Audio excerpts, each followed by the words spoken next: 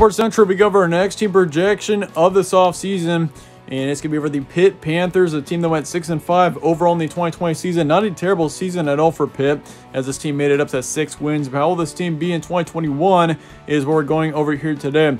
We're also going to go over a few players that this team will be losing, who they'll be returning, and also looking at their schedule for the first time this offseason, starting out with the previous 6 games for Pitt, as this team went down the stretch in 2020. And the thing is about Pitt last season was they were a good team. They had a lot of talent, but they just were super inconsistent. This is a perfect example of that. They lost to Miami 19-31, which that was not a terrible loss there. Miami last season was a really good team.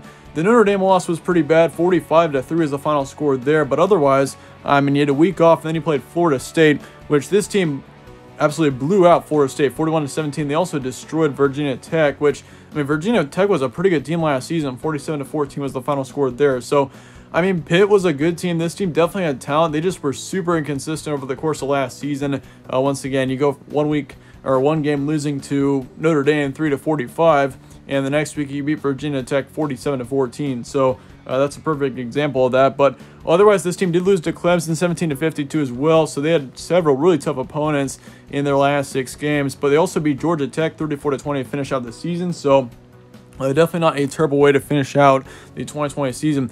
First 5 games, this team was 3-2. Last 6 games, they were 3-3. So overall, this team was pretty consistent with how they were over the course of 2020. As for your roster preview going into next season, lots of stuff here. Of course, they returned their starting quarterback, Kenny Pickett. He's coming back to Pitt next season. That's going to be a huge return. He has definitely shown big potential for Pitt over the past season for sure. If you look at this team, he's been around for quite a while. He's been around since 2018. He's been the primary starter for this team since 2018.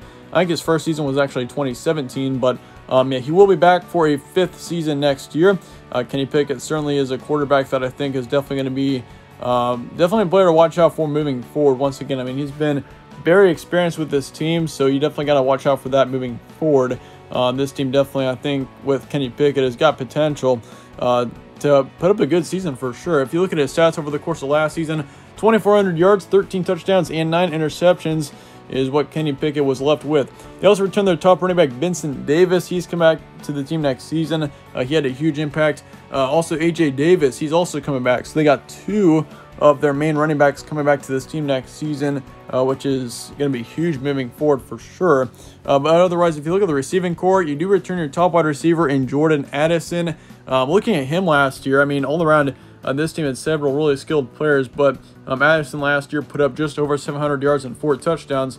DJ Turner is the second wide receiver. They're going to be losing him. He did put up just right around 700 yards and 3 touchdowns, so that's going to be probably the toughest loss on the offensive side. Shockey Jaquez Lewis is coming back as well. He put up just right around 400 yards last season. So this Pitt team is definitely returning a lot of great skill players, and all around, this team has got a lot of potential offensively going into next season. They do lose 2 on the offensive line, which will be something to watch out for there. But otherwise, this offense looks pretty good. Kenny Pickett, once again, this is his, of course, he's being able to return because of everything that happened last year. But, if you look at his stats, he has definitely shown potential for Pitt. His stats were as good as he's ever had them in 2020. So, once again, definitely a quarterback to watch out for going into next season, especially considering the experience that he's got with Pitt. But otherwise, yeah, this team looks pretty good offensively.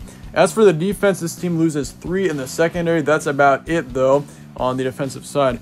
Offensive side looks good. They do lose 3 defensive linemen as well. So the defense does lose quite a bit there with 6 starters. So that is definitely something you got to watch out for there, is losing 6 starters on the defensive side. Linebacking core looks pretty good, but the secondary and the defensive line will be pretty young for next season.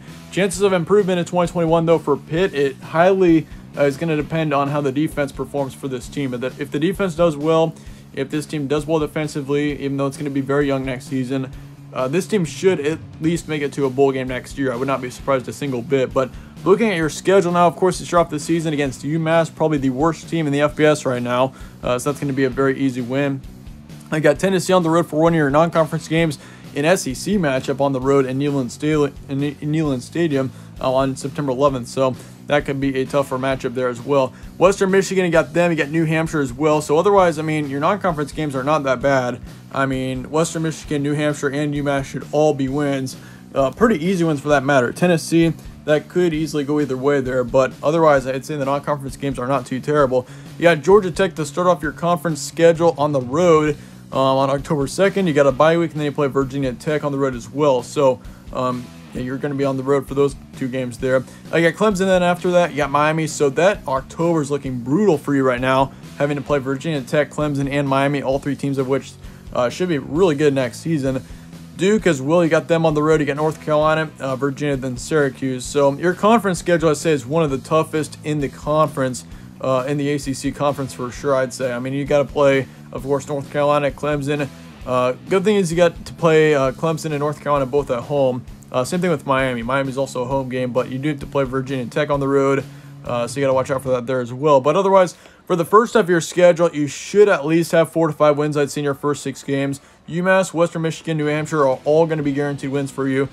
Georgia Tech, I'd probably favor Pitt in right now, but that could go either way. But Virginia Tech and Tennessee are pretty much 50-50 games, I would say. So there is definitely a chance that we see Pitt start out with a 6-0 record. Like, that would be a huge surprise, and this team would be very hyped up if that did happen. But there's a chance that I could see Pitt with a 4-2 or a 5-1 record heading into the second half of the schedule, which the second half is really where things start to heat up. You got Clemson and Miami in back-to-back weeks. Both of those games, I'm not going to say Clemson's going to be a loss quite yet. I definitely favor Clemson right now in that matchup, but the reason why I'm putting that as a yellow game is just because Pitt's at home. We have seen Pitt in the past pull some big upsets in their home stadium, so I can't completely sleep on the Panthers there, but Miami could also be a close game. I mean, considering it's right after Clemson, I don't really see this team beating Miami either, but Duke on the road, that could come to be a close one just because you're coming off of a really brutal stretch there, playing Virginia Tech, Clemson, and Miami back-to-back weeks. You got North Carolina then as well just 5 days later. So this team, I think in the first half of your schedule, it's not that bad. Like, you could easily once again get up to 4 to 5 wins in those first 6 games, but I mean, that is a brutal stretch from October 16th to mid-November. This team has got a very brutal stretch there. I mean, you got Duke on the road, then you come right back home to play one of the better teams in the conference with North Carolina. So it's going to be a pretty tough schedule in through the middle half of the season, or the middle part of the season is what I should say. But the ceiling for you next year is going to be 8-4. That's pretty much the top of where you could be. 6-6 will be your projection, then 4-8 will be your floor. So I do see this team making it to a bowl game. I think 6 wins is very reasonable for this team. Once again, I could see this team getting up to 4 to 5 wins in the first half of the season, but it's just, man, that's a really tough stretch in through later parts of October. So I'm going pretty conservative with Pittsburgh here. Once again, I could see this team possibly getting up to 8 wins, maybe even 9. I mean, 9's a possibility, but I just put it as an 8-4 for the ceiling for Pitt right now, just because of the defensive side and the young players that will be on there. But the floor is going to be 4-8, so that's basically the bottom of where you could be next season. So really, I'd say it's definitely more likely than not that we'll see Pittsburgh in a bowl game next year, as your projection will be 6-6. But I'd like to hear your thoughts in the comments below on Pitt. Let me know your record predictions and all of that down in the comments. I appreciate you guys all watching. Stay tuned for more from All Sports Central. I'll see you guys later.